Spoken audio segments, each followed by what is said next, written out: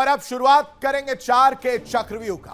बात पश्चिम बंगाल की होगी, जहां चुनाव तो खत्म हो चुके हैं, लेकिन हिंसा का सिलसिला रुकने का नाम नहीं ले रहा। लोकतंत्र का पर्व खत्म हुआ, लेकिन खून खराबे की खबरें लगातार आ रही हैं। आज फिर बंगाल से हिंसा की तस्वीरें सामने आई हैं। कहीं बमबाजी, कहीं आगजनी, तो कहीं खुलेआम मारपीट। सवाल यह है, क्या यह लोकतंत्र है या सत्ता की जंग का खतरनाक चेहरा?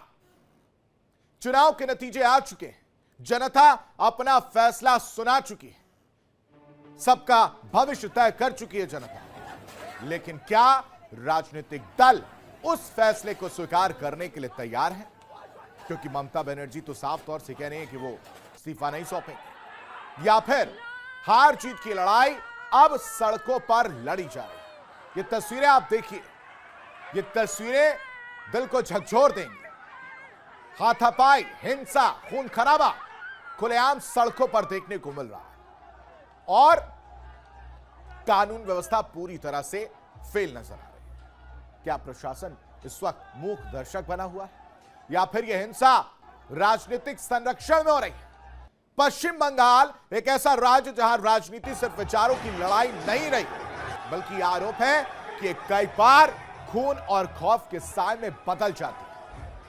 आज फिर हिंसा, आज फिर बवाल, आज फिर वही सवाल, क्या बंगाल की राजनीति का रक्त चरित्र कभी बदलेगा? तस्वीरें डराती हैं, धमकाती हैं, सवाल पूछती हैं कि हमारी गलती क्या है? आप अगर चुनाव हार गए तो हमारी गलती क्या है? कई घरों में आग है, कई सड़कों पर संघर्ष की तस्वीर निकलकर सामने आती है, तो कहीं डर के साए में जीते लोग नजर आते हैं। और सबसे बड़ा सवाल, क्या यह लोकतंत्र की जीत है या व्यवस्था की हार? बंगाल की सियासत पर अक्सर आरोप लगता रहा है कि यहां विचारधारा से ज्यादा वर्चस्व की लड़ाई हावी है। और जब वर्चस्व की लड़ाई होती है दर्शकों, तो सबसे पहले घायल होता है हम और हमारे जैसे नागरिक, आप जैसे नागरिक, यानी आम नागरिक। और आज हम इसलिए ये पूछेंगे, क्या यह हिंसा सिर्फ राजनीतिक टकराव है या इसके पीछे एक गहरी जड़ें जमा चुकी संस्कृति? क्या प्रशासन इस बार काबू पाने में सक्षम है? क्या राजनीतिक दल अपने कार्यकर्ताओं को नियंत्रित कर पा रहे हैं? मुझे नहीं लगता ऐसा, क्योंकि तस्वीरें इस सवाल का जवाब दे रही हैं। या फिर ये सब कुछ अनकंट्रोल हो चुका है, कोई कंट्रोल नहीं किसी भी पार्टी का अपने कार्यकर्ताओं पर, अपने नेताओं पर। और अगर यह अनियंत्रित है यानी अनकंट्रोल्ड है, तो जिम्मेदारी किसकी है? कौन जिम्मेदारी लेगा? हर बार बयान आते हैं, हर बार आरोप प्रत्यारोप होते हैं, लेकिन क्या कभी स्थायी समाधान की बात होती है? कहा जाता है कि राजनीति जनता की सेवा के लिए होती है। यह किस तरह की सेवा की जा रही है? लाठी डंडों से आगजनी की जा रही है, नुकसान पहुंचाया जा रहा है, सरकारी संपत्तियों में तोड़फोड़ की जा रही है। लेकिन अगर वही राजनीति लोगों के बीच डर और असुरक्षा पैदा करे, तो फिर उस राजनीति का चरित्र क्या कहलाएगा? आखिर क्यों हर चुनाव के बाद बंगाल में तनाव बढ़ जाता है? और जब यह पता होता है कि हर बार रिजल्ट के बाद इस तरह की तस्वीरें देखने को मिलती हैं, और रिजल्ट की बात छोड़िए दर्शकों, जब चुनाव का और चुनाव की तारीखों का ऐलान होता है, उसके बाद से यह कहानी देखने को मिलती है, उसके बाद से यह तस्वीर देखने को मिलती है। आखिर क्यों सड़कों पर टकराव देखने को मिलता है? क्यों राजनीतिक मतभेद हिंसा में बदल जाते हैं? यह सवाल नए नहीं है, लेकिन हर बार इनका जवाब टाल दिया जाता है, बचा जाता है। लेकिन आज ऐसा नहीं है। आज इन सवालों का जवाब हम तलाशेंगे। चुनाव खत्म होते हैं, नतीजे आ जाते हैं, लेकिन उसके बाद जो तस्वीरें सामने आती हैं, वो लोकतंत्र पर सवाल खड़े कर देती हैं। ऐसे में हम समझने की कोशिश करेंगे कि आखिर चुनाव के बाद हिंसा और बवाल आखिर कौन जलाना चाहता है बंगाल? किसकी इसके पीछे रंजिश, साजिश है? कौन है इन सब हिंसा के पीछे? विकास के रास्ते में आखिर कौन रोड़ा बनने का काम कर रहा है? कौन नहीं चाहता कि पश्चिम बंगाल में जो आग जल रही है, जो हिंसा हो रही है, उस पर लगाम लगे? जो इस वक्त आग धधक रही है, उस पर पानी डाला जाए, उसको बुझाने का काम किया जाए।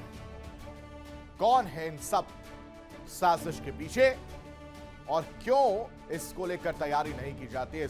इन तमाम सवालों का जवाब तलाशने की कोशिश करेंगे। तमाम मेहमान हमारे साथ जुड़े, सबका परिचय करा देते हैं। राम कुमार पाल, नेता बीजेपी, हमारे साथ जुड़े, बहुत बहुत स्वागत है। हमारे साथ अजय वर्मा, नेता कांग्रेस, बहुत बहुत स्वागत है अजय जी। राम प्रकाश पांडे, नेता टीएमसी, और नीरज राय, राजनीतिक विश्लेषक के तौर पर जुड़े, बहुत बहुत स्वागत है सर आपका। संदीप मिश्रा जी, राजनीतिक विश्लेषक के तौर पर हमारे साथ जुड़े हैं। इस चर्चा की शुरुआत करूं, और बहुत अफसोस हो रहा है, मैं ये बीजेपी और टीएमसी दोनों से कहना चाहता हूं, क्योंकि कांग्रेस का तो वहां कोई खाता है नहीं, 2 सीटें हैं। कांग्रेस तो चलिए आएगी नहीं आएगी वो तो बात की बात थी, पहले टीएमसी थी, उसके बाद से बीजेपी आई, और सवाल चुनाव आयोग से पूछा जाएगा, लेकिन उससे पहले जिम्मेदारी आप दोनों की होती है, आप दोनों की पार्टी की होती है कि ये कौन लोग हैं जो सड़कों पर पश्चिम बंगाल को जलाने का, हिंसा करने का काम कर रहे हैं। राम प्रकाश पांडे जी, आपसे शुरुआत करूंगा।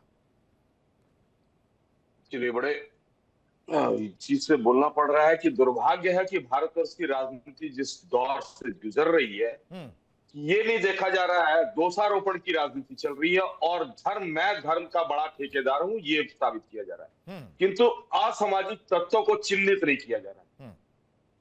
आज बताइए, मैं जलपाईगुड़ी डिस्ट्रिक्ट में देखा कि उदलाबड़ी बोल की जगह है, वहां पर आग से जलाया गया, दुकानों को जला दिए गए, सब कुछ जला दिया। जलाने के बाद भाजपा के जो जलपाईगुड़ी जिला के अध्यक्ष हैं, वो उस जगह पर आज पहुंचते हैं, उनका ही विरोध उनके दल वाले कर रहे हैं, क्योंकि जो असामाजिक तत्व वहां से उगाही करते हैं, वो अब भाजपा की तरफ का ओर हुए।